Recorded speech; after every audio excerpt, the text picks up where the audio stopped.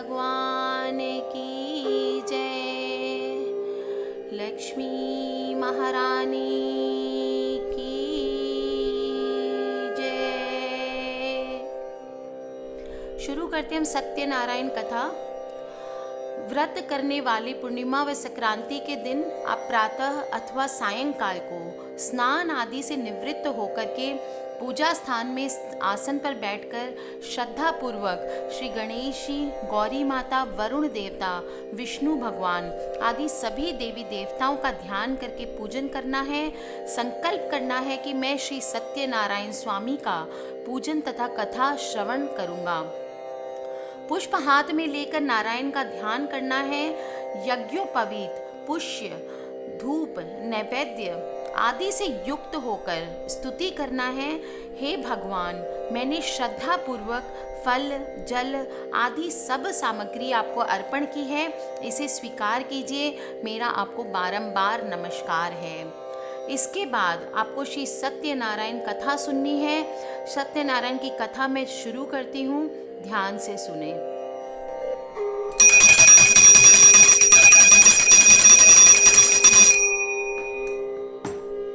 बोले श्री सत्यनारायण भगवान की जय।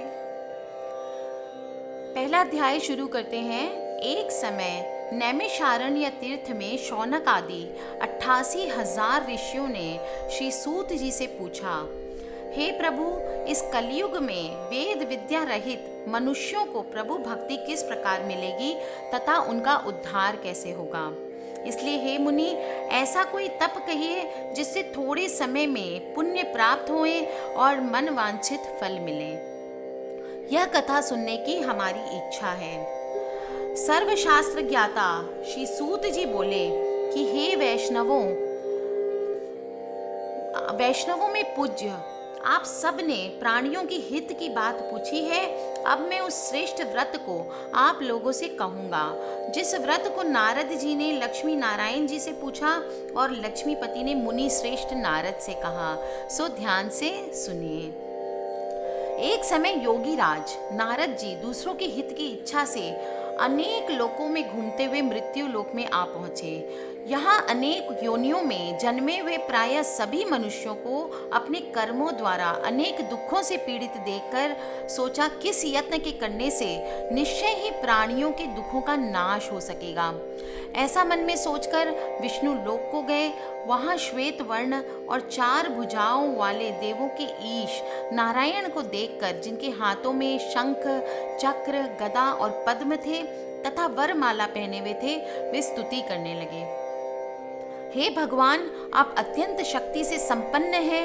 मन तथा वाणी भी आपको नहीं पा सकती है। आपका आदि, मध्य, अंत नहीं है।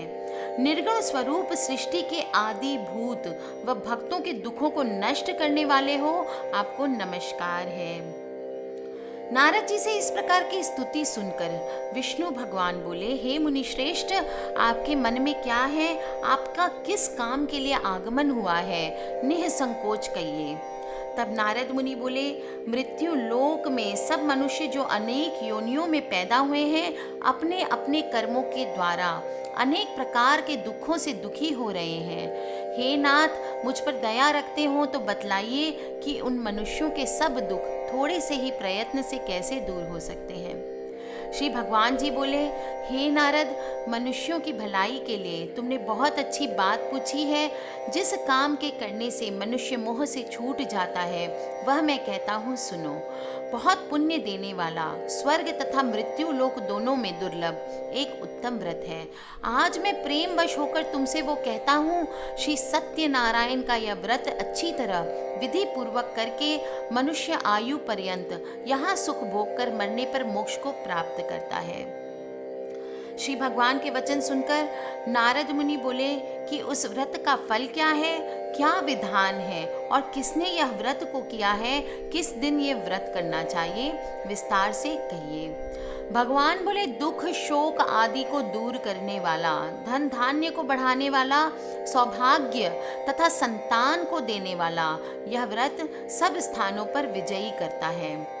भक्ति और श्रद्धा के साथ किसी भी दिन मनुष्य श्री सत्यनारायण की प्रातः काल या संध्या काल के समय ब्राह्मणों और बंधुओं के साथ धर्मपरायण होकर के पूजन करे। भक्ति भाव से नैवेद्य केले का फल, घी, दूध और गेहूं का चूर्ण सवाया लेवे। गेहूं के अभाव में साठी का चूर्ण लेना है। शक्कर तथा गुड़ लें और सब भक्षण योग्य पदार्थ जमा करके भगवान को अर्पण कर दें तथा बंधुओं सहित ब्राह्मणों को भोजन करावे, पश्चात स्वयं भोजन करें। नृत्य, गीत आदि का आचरण करके श्री सत्यनारायण भगवान का स्मरण करते हुए समय व्यतीत करें। इस तरह व्रत करने पर मनुष्यों की इच्छा निश्चय ही पूरी होती है। विशेषकर कली काल में भूमि पर यही मोक्ष का सबसे सरल उपाय है। बोल श्री सत्यनारायण भगवान की जय।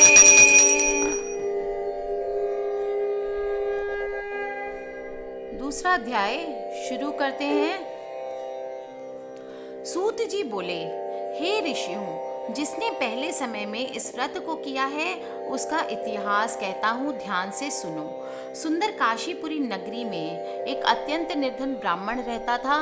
वह भूख और प्यास से बेचैन हुआ नित्य पृथ्वी पर घूमता था। ब्राह्मणों से प्रेम करने वाले भगवान ने ब्राह्मण को दुखी देखकर बूढ़े ब्राह्मण का रूप धरकर उसके पास जा आदर के साथ पूछा, हे विप्र, नित्य दुखी हुआ पृथ्वी पर तो क्यों घूमता है? हे श्रेष्ठ ब्राह्मण, यह सब मुझसे कहो, मैं सुनना चाहता हूँ। ब्राह्मण बोला, मैं निर्धन ब्राह्मण हूँ, भिक्षा के लिए पृथ्वी पर फिरता हूँ। हे भगवान, यदि आप उपाय जानते हैं तो कृपा करके कहिए। वृद्ध ब्राह्मण बोला कि श्री सत्यनारायण भगवान मनोवांछित फल देने वाले हैं, इसलिए हे ब्राह्मण, तू उनका पूजन कर, जिसके करने से मनुष्य सब दुखों से मुक्त हो जाता है। ब्राह्मण को सारा व्रत का वृत्तांत बतलाकर बूढ़े ब्राह्मण का रूप धारण करने वाले श्री सत्यनारायण भगवान अंतर ध्यान हो गए। जिस व्रत को वृद्ध ब्राह्मण ने बतलाया है मैं उसको करूंगा, यह निश्चय करके उसे रात में नींद भी नहीं आई। वह सवेरे उठकर श्री सत्यनारायण के व्रत का निश्चय कर भिक्षा के लिए चला। उस दिन उसको भिक्षा में बहुत धन मिला, जिससे बंधु बांधवों के साथ उसने सत्यनारायण का व्रत किया। इसके करने से वह ब्राह्मण सब दुखों से छूटकर अनेक प्रकार की संपत्तियों से युक्त हुआ। उस समय से वह ब्राह्मण हर मास व्रत करने लगा। इस तरह श्री सत्यनारायण भगवान के व्रत को जो करेगा वो मनुष्य सब दुखों से छूट जाएगा। इस तरह नारद जी से नारायण का कहा हुआ यह व्रत मैंने तुमसे कहा है। हे विप्रो, मैं अब और क्या कहूँ? ऋषि बोले, हे मुनीश्वर, संसार में इस ब्राह्मण से सुनकर किस किस ने इस व्रत को किया, हम यह सब सुनना चाहते हैं। इसके लिए हमारे मन में श्रद्धा है। सूत जी बोले, हे मुनियों, जिसने इस व्रत को किया है वह सब सुनो। एक समय एक ब्राह्मण धन और ऐश्वर्य के अनुसार बंधु बांधवों के साथ व्रत करने को तैयार हुआ। उसी समय एक लकड़ी बेचने वाला बूढ़ा आदमी आया और बाहर लकड़ियों को रखकर ब्राह्मण के मकान में गया।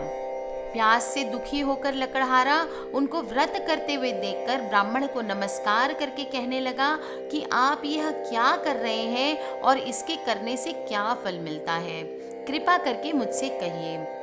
ब्राह्मण ने कहा, सब मनोकामनाओं को पूर्ण करने वाला यह श्री सत्यनारायण व्रत का व्रत है। इसकी ही कृपा से मेरे यहाँ धन धान्य आदि की वृद्धि हुई है। ब्राह्मण से इस व्रत के बारे में जानकर लकड़हारा बहुत प्रसन्न हुआ। चरणामृत लिया और प्रसाद खाने के बाद अपने घर को गया।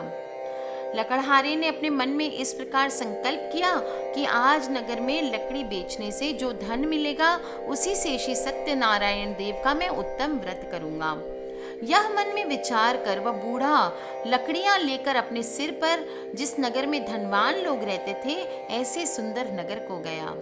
उसे रोज वहां पर उसे उन लकड़ियों का दाम पहले दिनों से चौगुना मिला और तब वह बूढ़ा लकड़हारा दाम लेकर और अति प्रसन्न होकर पक्के केले की पुली, शक्कर, घी, दूध, दही और गेहूं का आटा इत्यादि लेकर श्री सत्यनारायण भगवान के व्रत की कुल सामग्रियों को लेकर अपने घर में गया। फिर उसने अपने भाइयों को बुलाकर विधि के साथ भगवान जी का पूजन और व्रत किया। उस व्रत के प्रभाव से वह बूढ़ा लकड़हारा धन, पुत्र आदि से युक्त हुआ और संसार के समस्त दुख भोग कर बैकुंठ को गया। दूसरा अध्याय यहीं समाप्त होता है। बोलिए श्री सत्यनारायण भगवान।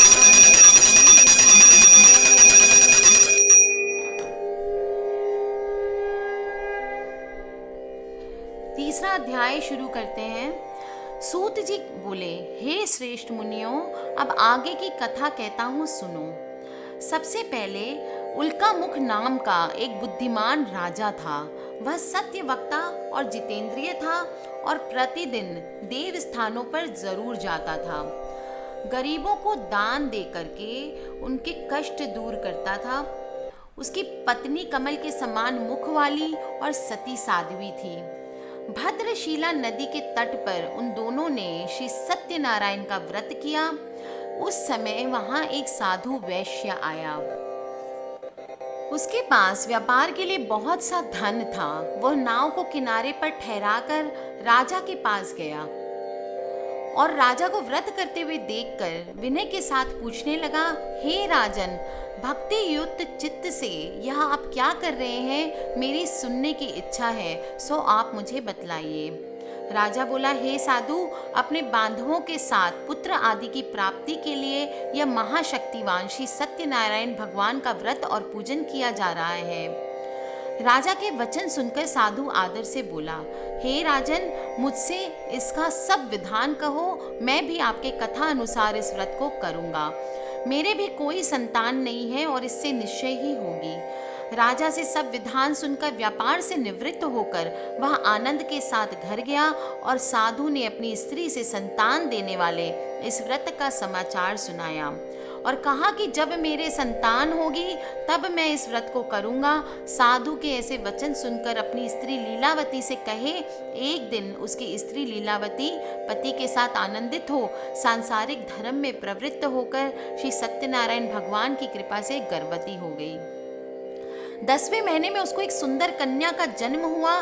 दिनों दिन वह इस तरह बढ़ने लगी जैसे शुक्ल पक्ष का चंद्रमा बढ़ता है। कन्या का नाम कलावती रखा गया।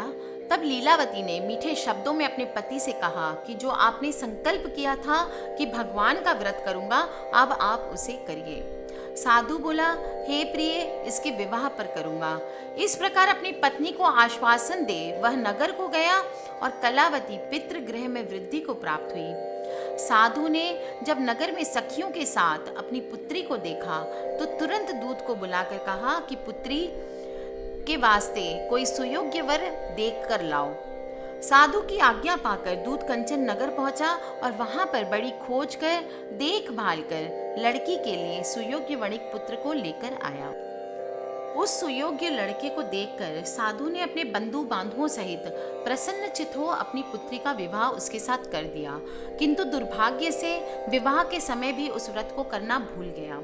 तब श्री भगवान क्रोधित हो गए और शाप दिया कि तुम्हें दारुण दुख प्राप्त होगा। अपने कार्य में कुशल साधु बनिया जामाता सहित समुद्र के समीप स्थित रत्नपुर नगर में गया और वहां दोनों ससुर जमाई चंद्रकेतु राजा के उस नगर में व्यापार करने लगे। एक रोज भगवान श्री सत्यनारायण की माया से प्रेरित होकर कोई चोर राजा का धन चुराकर भाग रहा था, किंतु राजा के दूतों को आता देखकर चोर ने घबराकर भागते हुए राजे के धन को वहीं छोड़ दिया जहाँ पे ससुर और जमाई ठहरे हुए थे। और तब दूतों ने उस साधु वैश्य के पास राजा के धन को रखा हुआ देखा तो वे दोनों बांध कर ले गए और प्रसन्नता से दौड़ते हुए राजा के समीप जाकर के बोले कि ये दो चोर हम पकड़ कर लाए हैं, कृपया आज्ञा दें। राजा की आज्ञा से उनको कठोर कारावास में डाल दिया गया और उनका सब धन छीन लिया गया। श्री सत्यनारायण भगवान के श्राप द्वारा उनकी पत्नी भी घर पर बहुत दुखी हुई और घर पर जो धन रखा था वो सब चोर चुरा कर ले गए। शारीरिक और मानसिक पीड़ा तथा भूख प्यास से अति दुखित हो अन्न की चिंता में कलावती एक ब्राह्मण के घर गई। वहां उसने श्री सत्यनारायण भगवान का व्रत होते देखा, फिर कथा सुनी तथा प्रसाद ग्रहण कर रात को घर आई। माता ने कलावती से पूछा, हे पुत्री, तू अब तक कहाँ रही? तेरे मन में क्या है? कलावती बोली, हे माता, मैंने एक ब्राह्मण के घर श्री सत्यनारायण भगवान का व्रत देखा है। कन्या के वचन सुनकर लीलावती भगवान के पूजन की तैयारी करने लगी और लीलावती ने परिवार और बंधुओं सहित श्री सत्यनारायण भगवान का पूजन किया। वर मांगा कि मेरे पति और दामाद शीघ्र घर आ जावें, साथ ही प्रार्थना की कि हम सबका अपराध क्षमा करो। श्री सत्यनारायण भगवान इस व्रत से संतुष्ट हो गए और राजा चंद्रकेतु को स्वप्न में दर्शन देकर कहा, हे राजन, दोनों वैश्यों को प्रातः ही छोड़ दो और उनका सब धन जो तुमने ग्रहण किया है दे दो, नहीं तो मैं तेरा धन, राज्य, पुत्र सब नष्ट कर दूंगा। राजा के ऐसे वचन सुनकर भगवान अंतर ध्यान हो गए। प्रातः काल राजा चंद्रकेतु ने सभा में अपना स्वप्न सुनाया, फिर दोनों वणिक पुत्रों को कैद से मुक्त करके सभा में बुलाया। दोनों ने आते ही राजा को नमस्कार किया। राजा मीठे वचनों से बोला, हे महानुभावों, भावी वश ऐसा कठिन दुख प्राप्त हुआ है, अब तुम्हें कोई भय नहीं है। ऐसा कहकर राजा ने उनको नए नए वस्त्र आभूषण पहनाए तथा जितना धन लिया था उसका दुगना फल उनको धन देकर के आदर सहित विदा किया। दोनों वैश्य अपने घर की ओर चल पड़े और यहीं पर तीसरा अध्याय समाप्त होता है। बोलिए श्री सत्यनारायण भगवान की जय। चौथा अध्याय शुरू करते हैं। सूत जी बोले, वैश्य ने मंगलाचार करके यात्रा आरंभ की और अपने नगर को चल पड़ा। उनके थोड़े दूर निकलने पर दंडी वेशधारी श्री सत्यनारायण ने उनसे पूछा, हे साधु, तेरी नाव में क्या है? अभिमानी वणिक हंसता हुआ बोला, हे दंडी, आप क्यों पूछते हो? क्या धन लेने की इच्छा है? मेरी नाव में तो बेल और पत्ते आदि भरे हैं। वैश्य का कठोर वचन सुनकर भगवान ने कहा, तुम्हारा वचन सत्य हो। दंडी ऐसा कहकर वहां से दूर चले गए और कुछ दूर जाकर समुद्र के किनारे बैठ गए। दंडी के जाने पर वैश्य ने नित्य क्रिया करने के बाद नाव को ऊंची उठी हुई देखकर अचंभा किया और नाव में बेल पत्र आदि देखकर मूर्छित होकर जमीन पर गिर पड़े। मूर्छा खुलने पर अत्यंत शोक प्रकट करने लगे। तब उसका दामाद बोला, आप शोक क्यों करते हो? जरूर उस दंडी ने कोई न कोई श्राप दिया है, अतः उनकी शरण में चलना चाहिए, तभी हमारी मनोकामना पूर्ण होगी। दामाद के ऐसे वचन सुनकर साधु वणिक दंडी के पास पहुंचा और अत्यंत भक्ति भाव से नमस्कार करके बोला, हे भगवान, आपकी माया से मोहित ब्रह्मा आदि भी आपके रूप को नहीं जानते हैं, मैं अज्ञानी कैसे जान सकता हूँ? आप प्रसन्न होइए, मैं सामर्थ्य के अनुसार आपकी पूजा करूँगा, मेरी रक्षा करो और पहले के समान नौका में धन भर दो। उसके भक्ति युक्त वचन सुनकर भगवान प्रसन्न होकर उसकी इच्छा अनुसार वर देकर अंतर ध्यान हो गए। तब उन्होंने नाव पर आकर देखा कि नाव धन से परिपूर्ण है, अतः प्रसन्न होकर के फिर अपने साथियों सहित अपने नगर की ओर चल पड़े। जब अपने नगर के निकट पहुंचे तो दूत को घर भेजा। दूत ने साधु के घर जाकर उसकी स्त्री को नमस्कार किया और बताया कि साधु अपने दामाद सहित इस नगर के समीप आ गए हैं। ऐसा वचन सुनकर साधु की स्त्री बड़े हर्ष के साथ सत्यदेव का पूजन कर पुत्री से कहा, मैं पति के दर्शन को जाती हूँ, तो कार्य पूर्ण कर शीघ्र ही आना। माता के ऐसे वचन सुनकर कलावती प्रसाद छोड़कर पति से मिलने चली गई और प्रसाद की अवज्ञा के कारण सत्यदेव ने रुष्ट होकर उसके पति को नाव सहित पानी में डुबो दिया। कलावती अपने पति को ना देखकर रोती हुई जमीन पर गिर गई। इस तरह नौका को डूबा हुआ देखकर, कन्या को रोता देखकर साधु दुखित होकर के बोला, हे प्रभु, अब मुझसे या मेरे परिवार से जो भी भूल हुई है उसको क्षमा करो। उसके दीन वचन सुनकर सत्यदेव प्रसन्न हो गए और आकाशवाणी हुई, हे साधु, तेरी कन्या मेरा प्रसाद छोड़ करके आई है। ऐसी आकाशवाणी सुनकर कलावती ने घर पहुंचकर प्रसाद खाया, फिर आकर पति के दर्शन किए। तत्पश्चात साधु ने बंधु बांधवों सहित श्री सत्यदेव का विधि पूर्वक पूजन किया। उस दिन से वह प्रत्येक पूर्णिमा को श्री सत्यनारायण भगवान का पूजन एवं कथा करने लगा। फिर इस लोक का सुख भोगकर अंत में स्वर्ग लोक को गया। बोलिए श्री सत्यनारायण भगवान की जय। 5वां अध्याय हम शुरू करते हैं। श्री सूत जी बोले, हे ऋषियों, मैं और भी कथा कहता हूँ, सुनो। प्रजा पालन में लीन तुंगध्वज नाम का एक राजा था। उसने भी भगवान का प्रसाद त्याग कर बहुत दुख पाया। एक समय वन में जाकर वन्य पशुओं को मारकर बड़ के पेड़ के नीचे आया। वहां उसने ग्वालों को भक्ति भाव से बंधु बांधवों सहित श्री सत्यनारायण भगवान का पूजन करते देखा। राजा देखकर भी अभिमानवश वहां नहीं गया और ना ही नमस्कार किया।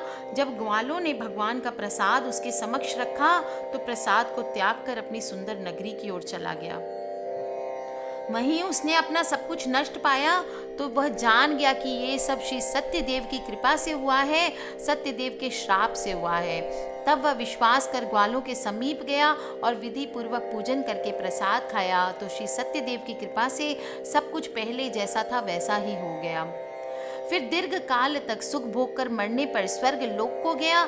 जो मनुष्य इस परम दुर्लभ व्रत को करेगा, भगवान की कृपा से उसे धन धान्य की प्राप्ति होगी। निर्धन धनी बंधन से मुक्त होकर निर्भय हो जाता है। संतानहीनों को संतान की प्राप्ति होती है और सब मनोरथ पूर्ण होकर के अंत में वैकुंठ को प्राप्त करता है। जिन्होंने पहले उस व्रत को किया, अब उनके दूसरे जन्म की कथा कहती हूँ, ध्यान से सुने। वृद्ध शतानंद ब्राह्मण ने सुदामा का जन्म लेकर मोक्ष को पाया।